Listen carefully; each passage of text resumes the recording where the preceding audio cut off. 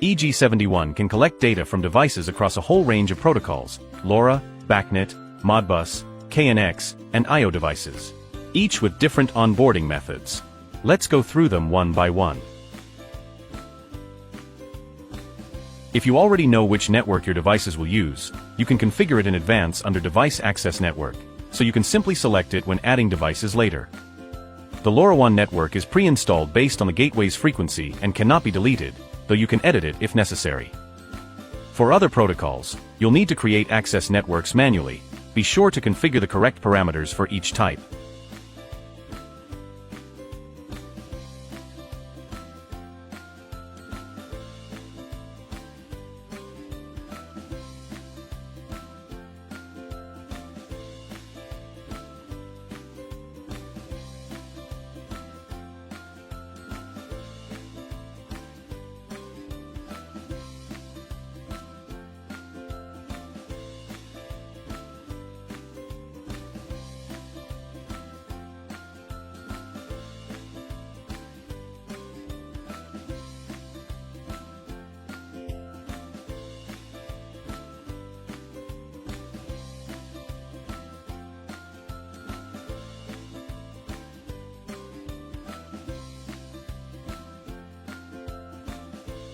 For demonstration purposes, I've set up access networks for all protocols.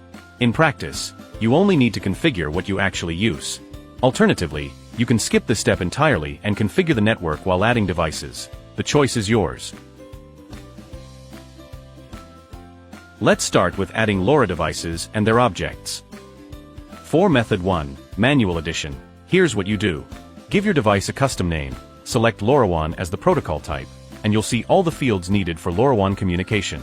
Since Milesight LoRaWAN node models are already in the device library, just pick the right device model, fill in the device EUI, and the rest auto-populates based on the model's preset.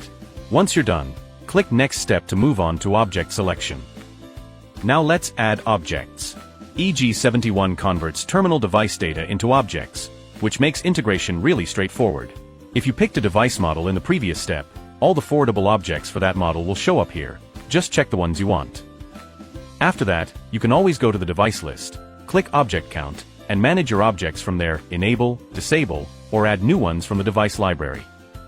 But what if you're adding a completely new LoRa device from scratch? You can manually fill in all the info and move on, but you'll find that LoRaWAN devices don't allow custom objects. So you can just skip adding objects. Then when you set up data forwarding over MQTT or HTTP, you can add the entire device and leave the payload parsing to the upstream system. We'll show you how this works later in the data forwarding part. Method 2 is NFC Tap to Add, and this one's only for Milesight devices. Activate the EG71 and just bring the device's NFC area close to the EG71's NFC spot, and it enrolls automatically. If adding fails, the LED flashes twice. If successful, green light stays on for 3 seconds. Back in the device list, the system will match the device model from the library with the device's information, payload codec, and objects. You can also edit the device information if necessary. Please note that the device model of WS501/502/503 can't match automatically and needs manually selection on edit column. For objects, go to Object Count in the device list and manage them there. And again, LoRaWAN devices don't support custom objects. Method 3 is LoRa Device Scan and Add. This is the one we'd recommend for batch onboarding. Navigate to Scan to Add and choose Scan LoRaWAN. Configure the app key for device scanning. For Milesight devices, you can use the default Milesight key. For custom keys, you can either import a CSV list, usually provided by the manufacturer with the order, but before importing, be sure to review the file requirements, format, size, header, etc., covered in the video to ensure a successful import. Or add them manually. Both methods work for Milesight and third-party LoRaWAN devices. Click Start Scan to search for LoRa devices that match the configured app keys and gateway frequency. The scan continues even if you leave the page. You can return at any time by clicking LoRaWAN Scanning in the upper right corner of any page. When new devices are detected, the device count label turns red, and turns gray after checking. You can add desired devices directly to the system. If a device has multiple model options, we recommend selecting the correct one before adding. Otherwise, the model will default to none in the device list. In that case, you can still manually edit it later. Unneeded devices can be ignored. You can also unignore them later to restore them to the list. Clicking Abandon Scan stops the current scan and clears all unadded scan devices. Next up, let's add BACnet devices and objects. For BACnet, Manual Edition works like this: name your device, pick the BACnet MS/TP as the protocol type, and fill in the details. If you've already set up a BACnet device model in the device library, just select it and the parameters will auto-populate, including objects. Now, unlike LoRa, BACnet requires you to set a device access network so you can collect data from endpoint devices. You can pick the right one and check if you have already set it up earlier under Data Acquisition, Device Access Network. You can do this right here while adding the device.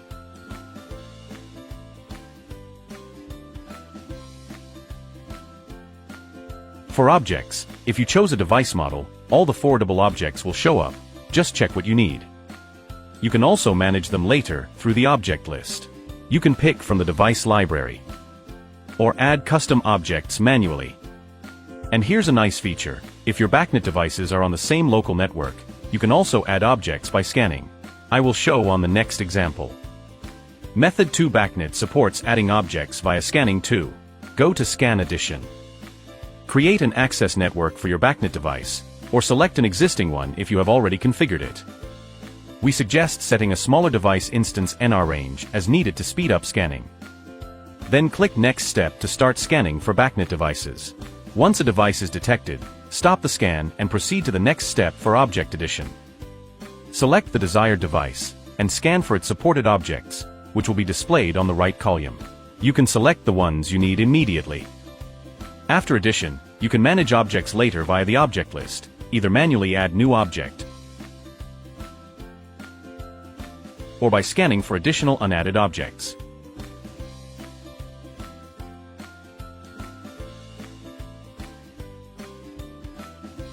Now let's look at Modbus devices.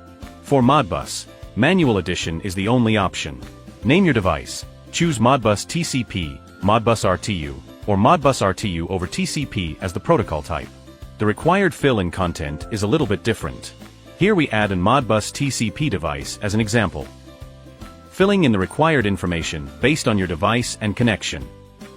For Modbus device, you also need to set up a device access network to collect data. You can do it right here or select the Preconfigure one in the Device Access Network module.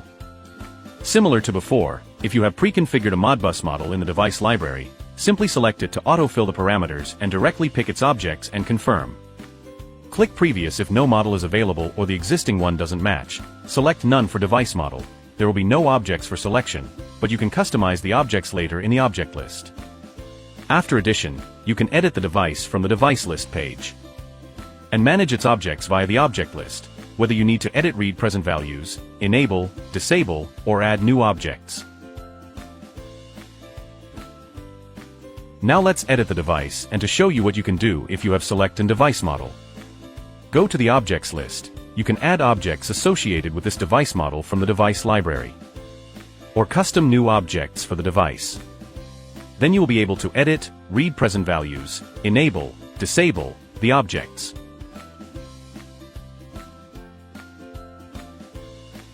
Next, add KNX/TP devices. KNX/TP also only supports Manual Edition. Name your device, select KNX/TP as the protocol type. Since there is only one KNX interface, the device access network will be automatically enabled if you have preconfigured it in the Device Access Network module. Otherwise, you will be prompted to create one.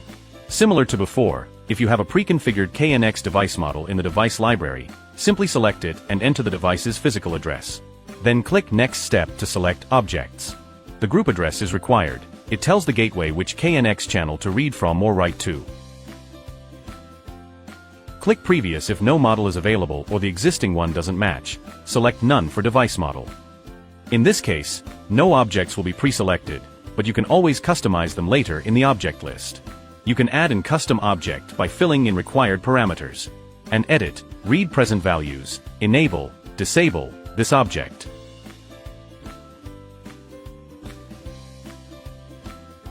Now let's edit the device and to show you what you can do if you have select and device model. Go to the objects list. You can add objects associated with this device model from the device library.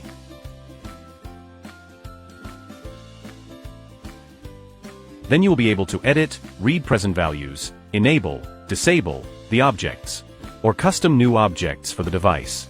The KNX device is added successfully. Finally, add I/O devices. Head over to Data Acquisition, then I/O device. Here you can enable the I/O interface types that match your actual deployment and adjust the parameters.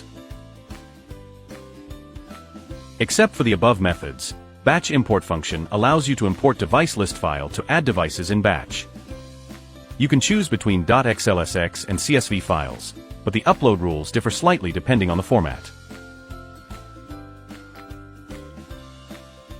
You can either download the template file to fill in device information,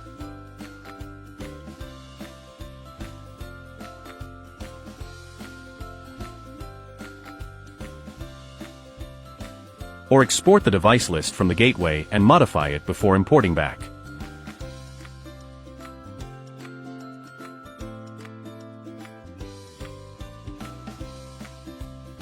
For XLSX files, devices of different protocol types can be included in a single file, organized by separate sheets, so only one file needs to be uploaded.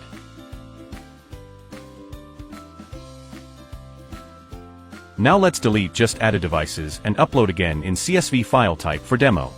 For CSV files, separate files must be uploaded for each protocol type. So this is how to add devices via batch import.